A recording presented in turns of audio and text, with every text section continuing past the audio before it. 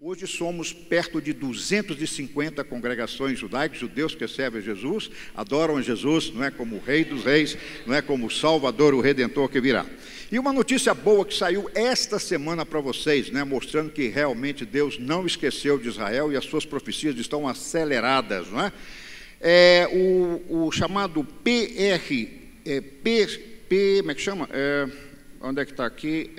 O Pew Research Center, né? É uma entidade americana, publicou nos Estados Unidos que existem 7 milhões de judeus. Eu achei muito interessante a estatística que saiu essa semana. Dizem essa estatística, esse centro de pesquisa, que 60% dos judeus americanos, né, que são aí 60% de 7, 4,2 milhões, são judeus que seguem alguma linha de judaísmo. Reformista, secular, reformista, conservador, ortodoxo, etc. Depois falou que 16% dos judeus... Ok. Esse é um grave problema eu falar devagar, porque tenho somente 40 minutos e eu tenho muita coisa para falar. E eu vou tentar, não sei se vou alcançar. Bom, vamos lá. Então, 16% dos judeus não creem em Deus. Não creem em Deus. Não creem em Deus e não têm religião nenhuma. 4% têm outras religiões. E agora vem a notícia boa. Isso para mim foi uma grande novidade. 1,4 milhões de judeus americanos, 20%, são messiânicos ou cristãos. Amém? Realmente fantástico. E em Israel nós somos até agora, assim, oficialmente, porque em Israel você não pode expressar sua fé em Yeshua ainda, tem que ser nos batizadores. Somos lá 120 congregações judaico-messiânicas, né? A do Rabino José Shulam, que é Roé Israel, pastor de Israel, foi uma das primeiras, fundada há 45 anos atrás. Muito bem. Dá para pôr na tela aí, eu não sei, o Isaac, cadê o Isaac? Isso. Bom, primeiramente, o que é Israel? Israel é um acróstico, não é? Dá para ver aí? Eu vou deixar aí para você, quem quiser anotar. É um acróstico da palavra Kisarita El. Kisarita El. Traduzindo ao pé da letra, seria Ki, pois, como príncipe, Sar, Rita, lutaste por parte de Deus, ou seja, pois como príncipe de Deus lutaste. Este seria o acróstico de Israel. Mas os rabinos também dizem que o I vem de Isaac e Yaakov, né? Isaac e Jacó, Sara, o S de Sara, né? Rahel, que é Raquel, Rívica, né? Que é Rebeca, Avraham, que é Abraão, e Leia, a Leia, né? Muito bem. Irmãos, não há como falar de Israel e cumprimento profético sem a gente tentar entender a Bíblia como um todo. Isso é muito importante. E precisamos também, ao ler a Bíblia, colocar Israel no seu devido lugar. Tá certo?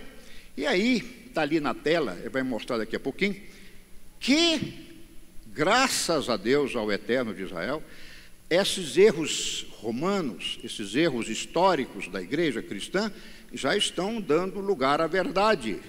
E uma delas é a teologia da substituição, que a igreja foi enxertada em Israel, não é? E Romanos 11:17 diz que participa da mesma seiva, ou seja, das mesmas bênçãos, do mesmo nutriente da planta, e que a igreja não substituiu Israel. E judeu também não é raça ruim que matou Jesus, não é verdade? Então isso tem que sair do nosso vocabulário, não é? E eu queria que você abrisse a sua Bíblia comigo.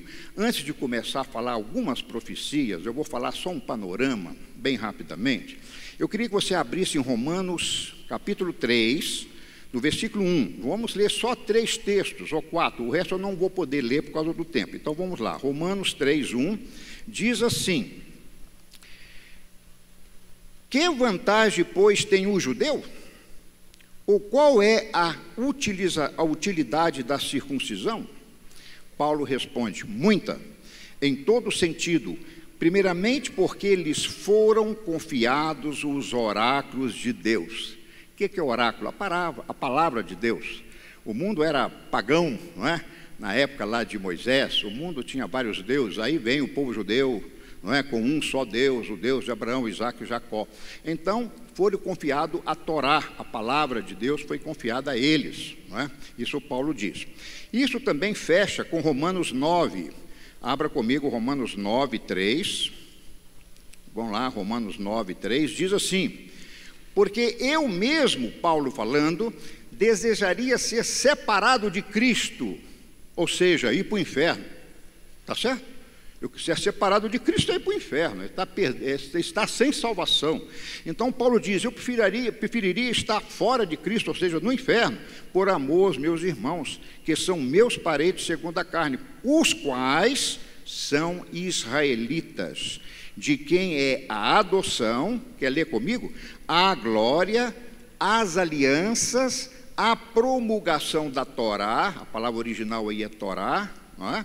A instrução de Deus, o culto, as promessas de quem são os patriarcas, de quem descende Cristo segundo a carne. Olha que interessante, deles são as promessas, alianças.